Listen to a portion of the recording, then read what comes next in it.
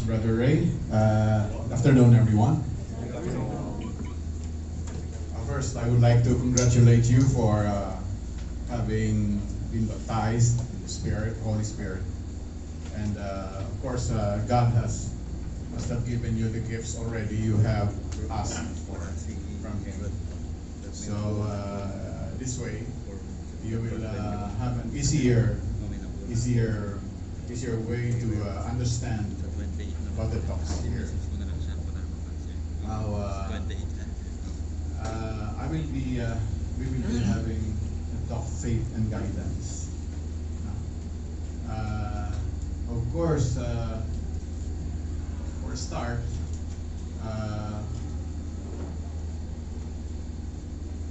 I will have to tell you a story first about. I will have to give you the outline of my talk, which is first growing in faith. How can we grow in faith? And part two is guidance, knowing God's will. Because we have to know God's will first before we have to move on to guidance. And then the way God guides us, how to grow in guidance in discernment. So I would like to present to you first the stories of faith. The stages of faith. First we have little faith. Little faith is restless faith, is struggling faith. Oftentimes, you give up. And little faith says, I know He can, but I am not sure if He will. No?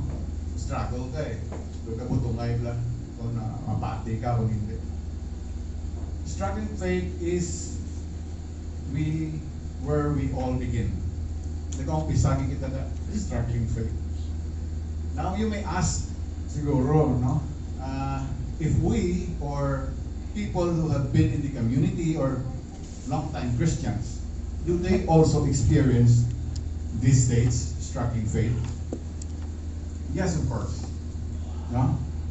Isang dugay na sa community, na-experiensyahan niya kita. Why? Because these are people who do not read the Bible, no? And they don't understand what God wants them to do. No? Tapos, hindi sila consistent sa Bible reading, and then they cannot get the full grasp of the meaning of what God is talking about in the Bible. No. Here's the story of the disciples when Jesus went on board. They went on board to go see. Sa season sila. And it was a good weather that they have good weather when they got on board, but suddenly they experienced bad weather, the storm, and the waves were coming into the ship, into the boat.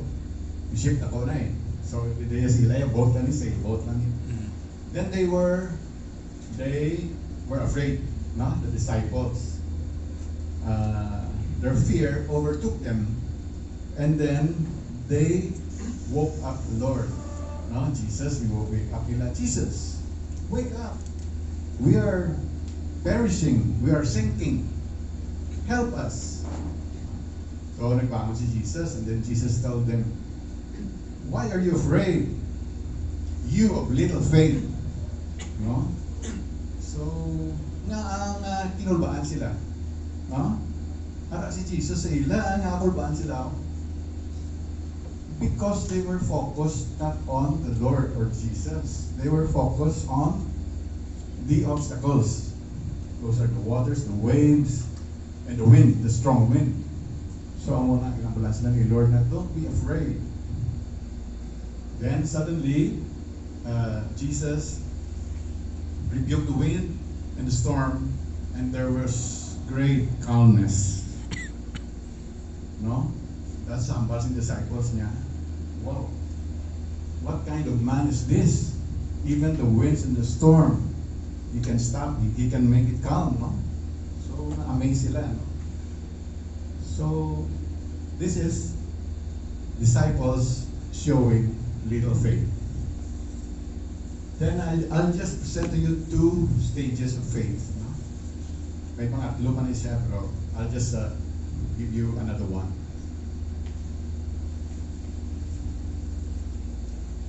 Great faith.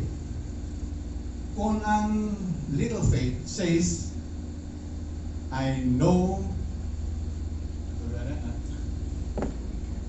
he can, but I'm not sure if he will. No? Hindi sigurado. Yung naman niya says, I know he can and I know he will. Sigurado, himuha niya gidya. Great faith is trusting in the promises of God. Great faith is trusting in the character of God. Great faith is focused on the ways of God. Just like the story of Abraham. The Lord says to Abraham, leave your country, your people, and your belongings, your house, and you will go to the place that I will show you. So, si Abraham, nagpuan siya. Abraham was the most obedient to Jesus Christ, no? So, nagkadto siya. Even without knowing where the place was. And he had never been to the place also. So, nagkadto siya. So, God is an awesome, faithful, loving Father.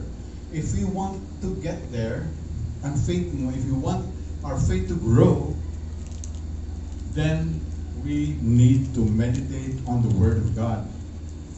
No? Sa Bible lang. Of course, it needs reading the Bible. Hindi kita mag-grow.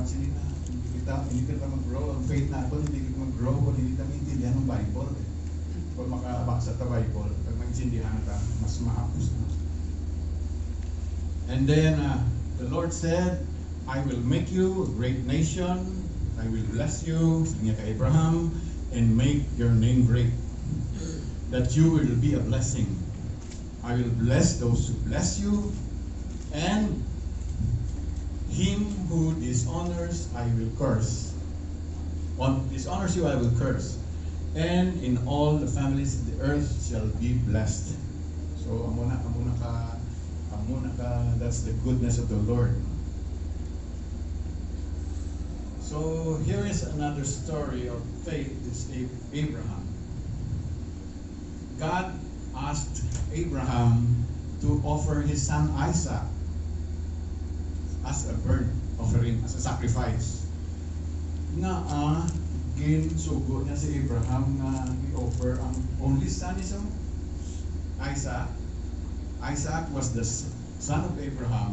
He asked from God, ginhatag ni God siya, ang bata nga ni, because in his advanced age, why sila bata ni Sarah, so the Lord gave Abraham Isaac. Tapos, ipa-offer niya si Isaac. Nga ipa-offer niya si Isaac. What do you think? You know, only precious ginasay mo, tapos i-offer mo lang, burnt offering, sunugon mo, offer it to God. Because he was testing the faith of Abraham. So nagpati si Abraham? Yes, nagpati si Abraham.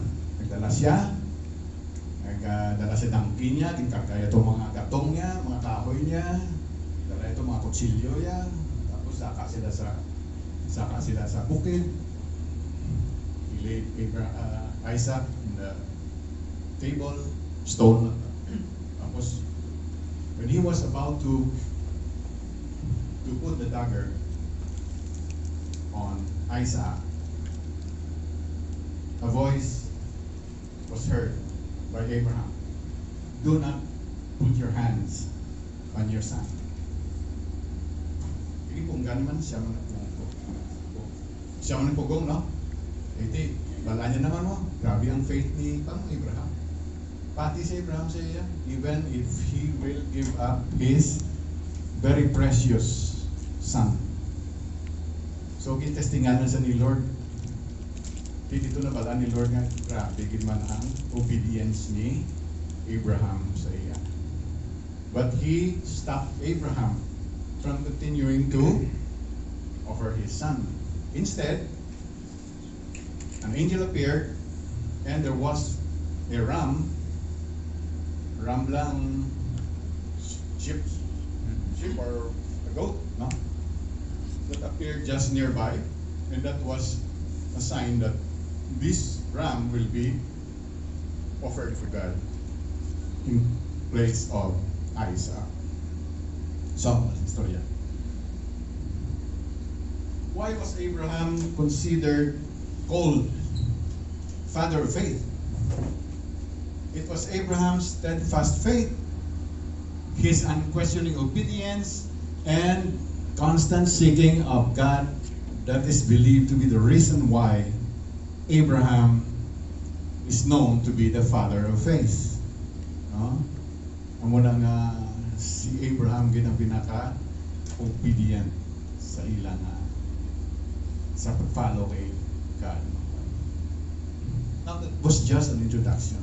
Ariyan, first part, growing in faith. How can we grow in faith? Okay? Of course, first we have to join a community like this, the BCBP. Anyway, by the way, if you, I would like to tell you that since you came here, since you joined the BCBP community through this CLP, you just have enrolled in a school of Catholic faith, no? Because here you will be practicing, following, obeying God through faith. So doon naka-enroll ako sa eskwelahan sa faith of Catholic faith. So when you join the BCBP,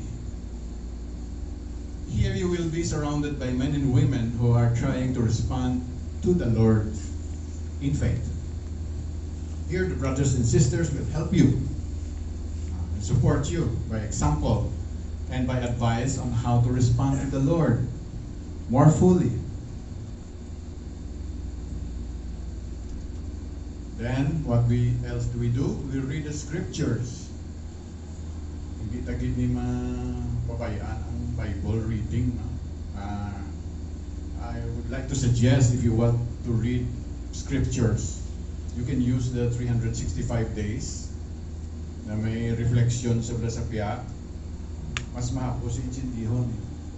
But if you read the Bible as a whole, ang bilogin nga Bible, starting from the Genesis, hindi ka kalabot sa tunga-tunga. Ma-overwhelm ka, masumudan ka, no? And then, takang kasi na, bayaan mo na siya. But if you start reading the Bible through the 365 days, then you read the reflections.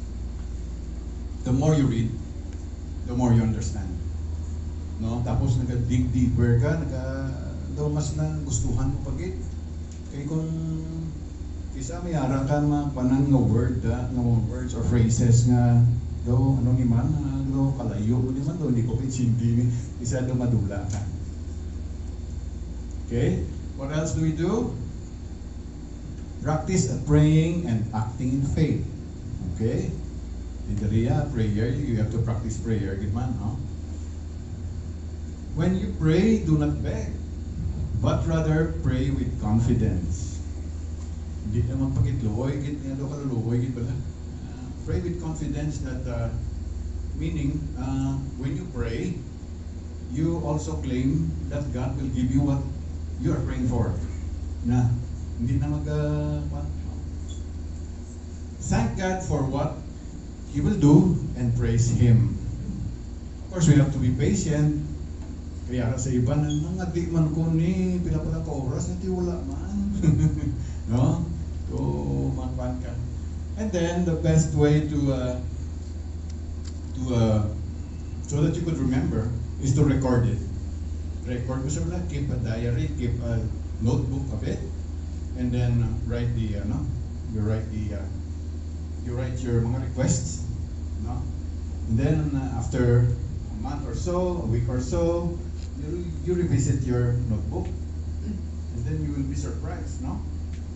That most of your requests have been granted already. Hindi pa na sila nga ara tayo. So you have to be patient.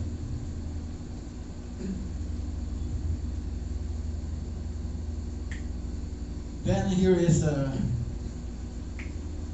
faith. Here is a slide from faith is not the belief that God will do what you want. It is the belief that God will do what is right. Therefore, I tell you, ask in prayer, believe what you have received, believe that you have received it, and it will be yours. So that is end of part 1. At this point, I would like to share with you experience. I started working in school. I was already a seafarer. I started seafaring at the age of 20. And then I started teaching in school when I was 22. So when I don't have a contract on board, I teach in school. I was already the head of the Marine Engineering Department in this school that my family runs. And suddenly I got into a fix with my relative, my cousin, was then the new president, who took over his older brother.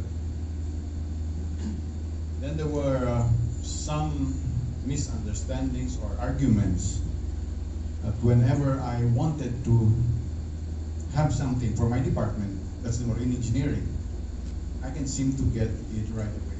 Though wala ko bala suporta siya, he doesn't support. So, meaning, he just want me to be there because I am licensed marine engineer. Then they want to run it by themselves. Now, I don't fit the organization of the school. I don't know why. No? So there came a time that my wife, Terry, called up in Manila in a training center where I also work as a quality manager.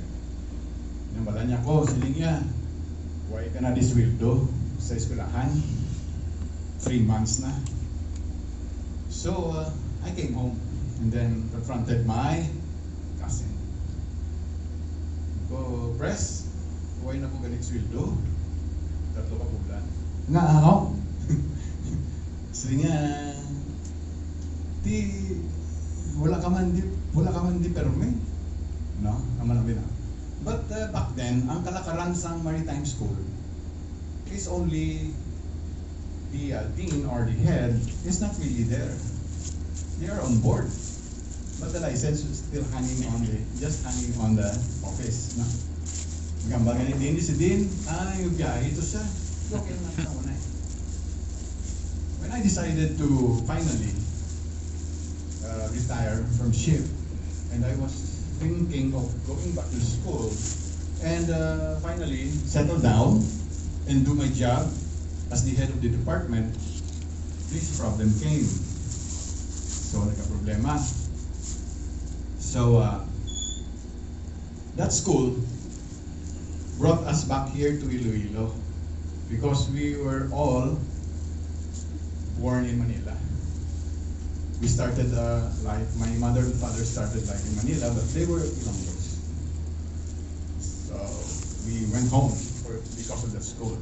Then I had a problem of this telling my mom, who was already 18 then, mga 80s na siya, paano ko na siya balon sa kay mama ko man na nag-resign ako.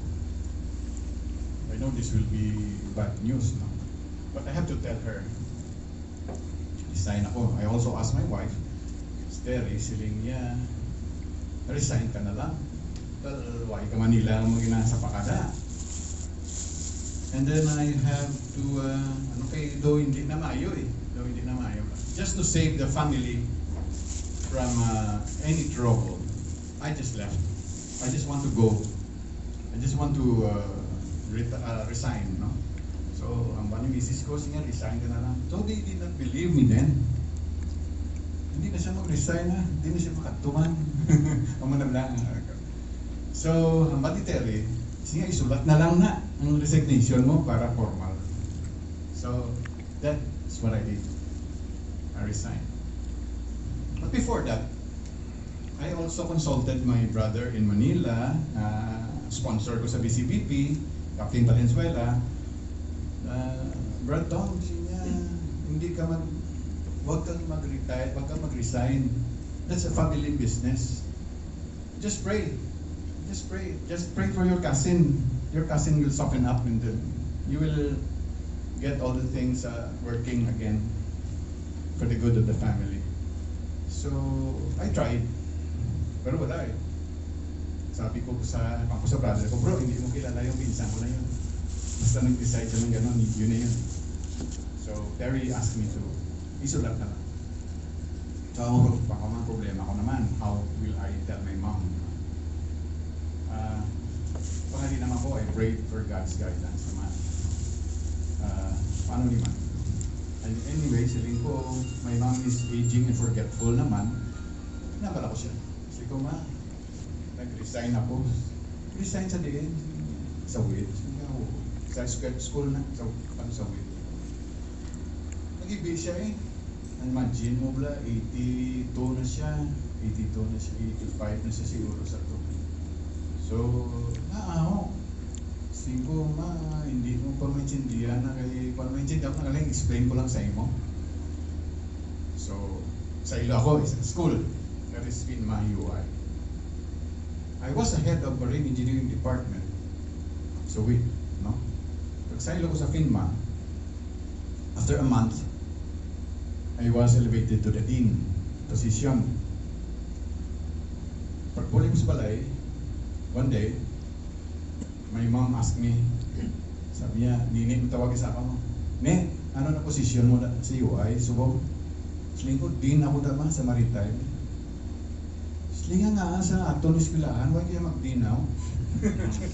So, it's very, very hard to explain, no? Ngo, ma, you just ask your favorite nephew because that is your favorite nephew's decision.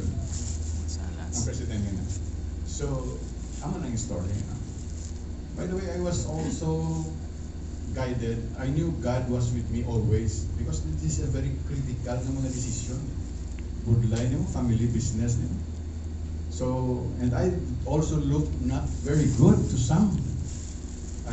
They felt I was a traitor. I betrayed my family. I left it. But I told my cousin, I'll just part from the business, but we're still a family.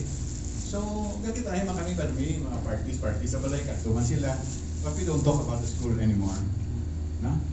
Baka sa walang galing, but we have to accept this. Kahit na may mo. So, their loss is another school's gain. So, it's with God's guidance that I have to move on and look for something that I can do my work. Because if I stay there, I cannot do my work. They just want me to sit there and pay me because I am a licensed chief engineer. Sa ibang na school yan, ako ganyan sa obra, sa college. So that's it. Part 2, guidance.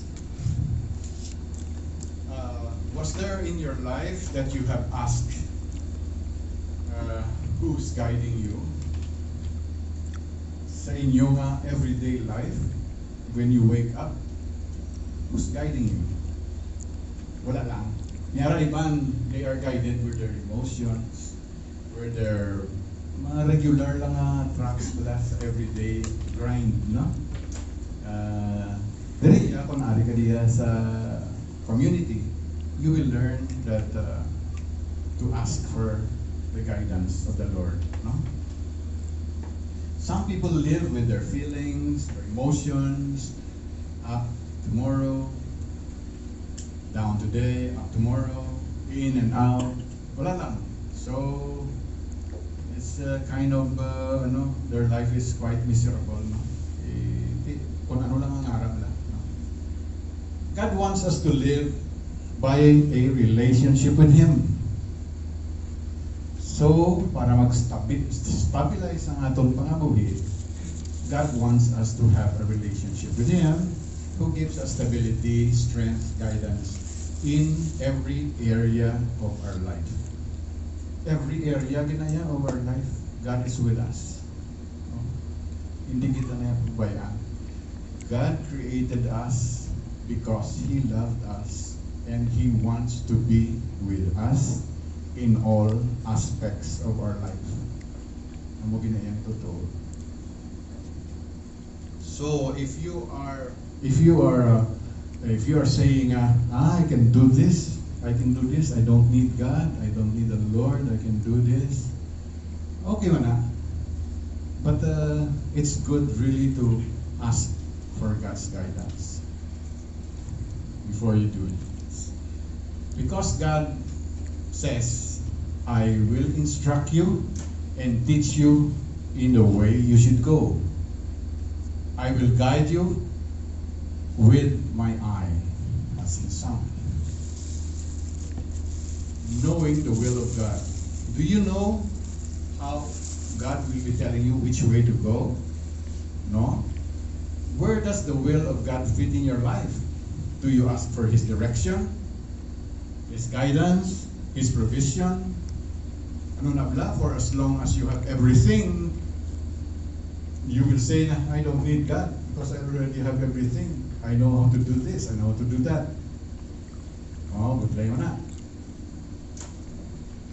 Pwede man na ba lang obrahon mo lang yan ay, I will do this. Anyway, if there will be some obstacle or some pitfalls, God will help me. Pwede man na guro. But that's not the way it works. Huh? So, umpisa pa lang na daan niya, doon na si Lord sa plano. That is why we ask for God's guidance. Hindi mo na pwede nga. We could just imagine how people would live without God in their life. Damo chaos, no? Damo miserable ang buhay. Some would turn to gambling, some would turn to dope, some to drugs, to drinking. Why do people turn to this? No? They turn to drugs, they turn to sex, they turn to gambling or some crimes. Nagahimo sila because people would like to escape on the misery of life. They want to be happy. They want to be happy, and they are looking for persons that could make them happy. But sa totoo lang, to make you happy, only God can do that. Only God can do that. No? So, kung nakainom kaya, gamble ka, inom ka, agila na yan. Pagtapos happy-happy sakit pa ulo mo. No? Kung mag-gamble ka, magdaog ka man, okay. Di ano na kumuubos dinagan mo, why naman? It's not permanent.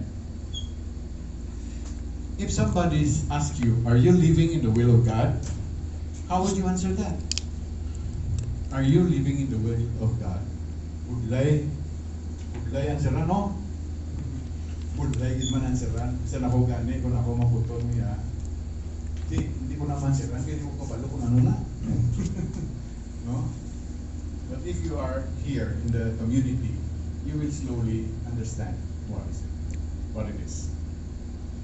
The will of God is that which God approves and determines to bring about It concerns God's choices of what to do and what not to do. Okay? How God guides us. Of course, number one, we have the Word of God. Gambagan is lang we have the Word of God. That's the Bible, the Scriptures. The Scriptures. Whatever you're looking for, whatever you're seeking, whatever guidance or desire in life, you open the Bible and it gives you the answer. I will share my experience with you when I was still new in the PCBP. Reading the Bible was quite a challenge. Kabudlay, maestro ka, kabudlay. Budlayan ka pa yung sindi sa Bible. Malo ka kung mabasa ka lang sa Bible na for the sake na mabasa ka lang, though madulaan ka na, very overwhelming ang sulat na din. May mahagyan ka pa ng mga words na medyo mabudlayan ka. But if you pray before you read the Bible, dako gin nga diferensya. Dako gin nga bulig. Pray ka na, Lord, help me understand your word. Tapos, nagpangita ka niya pagi, sa ako, namumula ng ginano ko. Nangita mo lang kuya pagi. Babasa ko bala Bible na Tagalog. Babasa ko bala Bible na Ilonggo bala, Iligaynon bala. That's a way. No? May haragit pagi. Basta mga ayaw mga Lord, some help. No? What leads you to that? Of course, the Lord leads you to that. Looking for a Bible that would make you understand. Kaya kung ang English, budlay jindihot eh. Mita ta pa ni. Hiligaynon or Tagalog. No? Or even if listening to a priest sermon sa mga Tagalog, mga Ilonggo, pwede man.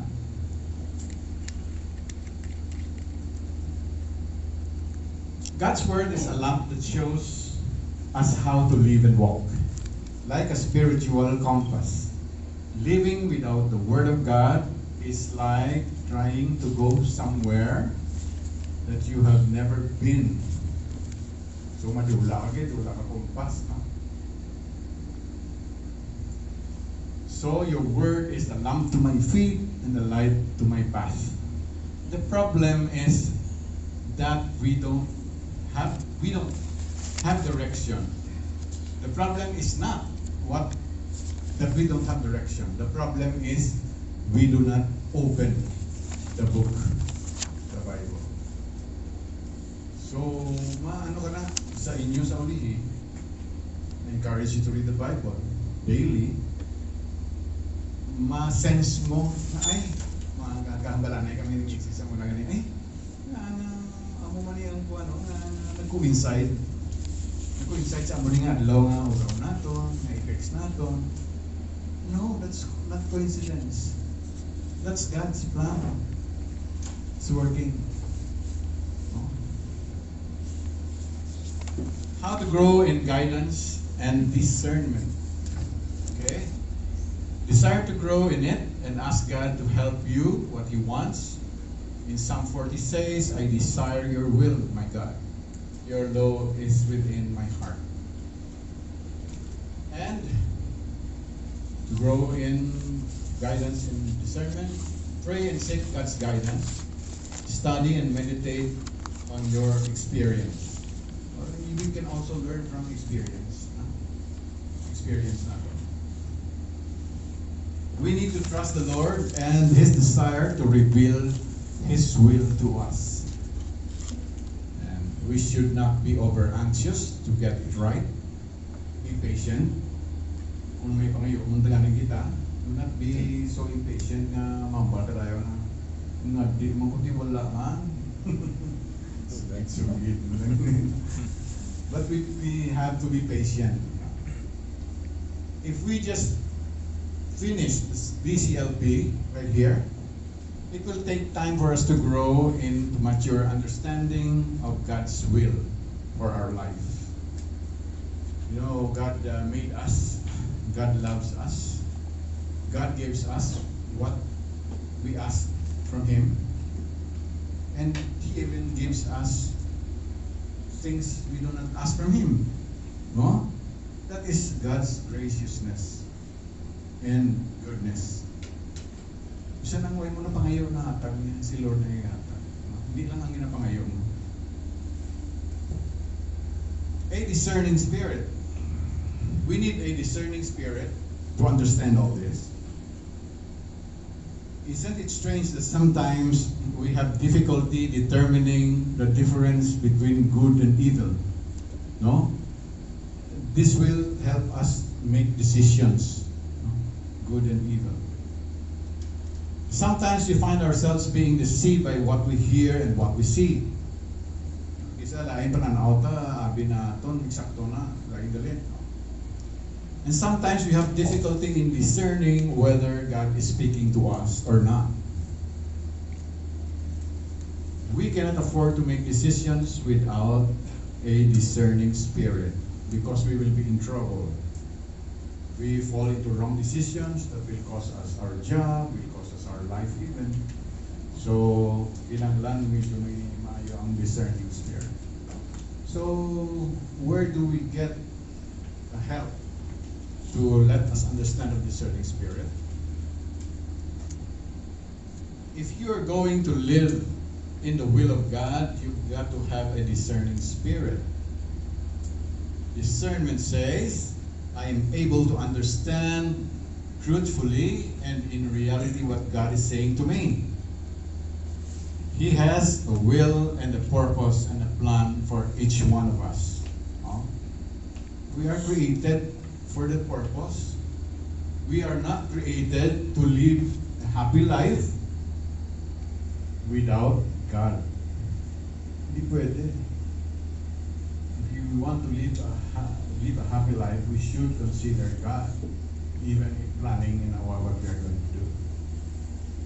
In John 15:26, the Helper whom I will send you from the Father will come. This Helper is the Spirit of truth, who comes from the Father and will declare the truth about me. So what is the function of the Holy Spirit? Ano siya? But the Helper, the Holy Spirit, whom the Father will send in my name, He will teach you all things and bring you your remembrance that all I have said to you. So that is the Holy Spirit. During the baptism of the Holy Spirit, that was how many times have you been baptized after that baptism last week? Di ba pagkatao ta, baptized na ta? Holy Spirit na na. We are children of God ayon. You are baptized in your early, in your boyhood. Bata pa, nabunyag ka na. You're considered a son of God. So nag-renew lang na siya sa baptism of the Holy Spirit. So, hindi ba lang ang ipamangkot kita? What do you like a gift from the Holy Spirit? No? What were the gifts that you asked? Anong gifts yung pangayaw mo? Ha? Healing. Ano na mga gifts? Ano pa gid? Ano yung may pangayaw ng healing?